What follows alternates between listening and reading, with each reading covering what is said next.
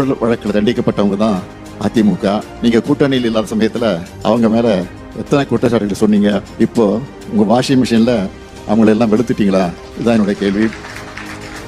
அடுத்து இந்து விரோத கட்சின்னு பேசுவாங்க. ஆனா உண்மை என்ன?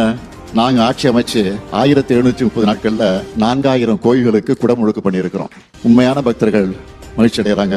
நான் ஆதாரத்தோடு பதில் சொல்லிவிட்டேன். ஆனா அவங்களும் நான் கேட்கிற எந்த கேள்விகளுக்கும் பதில் சொல்லல. இப்போ உங்க முன்னாடியும் கேட்கிறேன், இந்தி திணிப்பை ஏற்காததால கொடுக்காம இருக்கக்கூடிய கல்வி நிதி எப்போ வரும்? பாஜக மாநிலங்களுக்கு வாரி வழங்கிவிட்டு இயற்கை பேரிடர்களுக்காக நாங்க கேட்ட நிவாரணத்தை கூட முறையா தரலையே.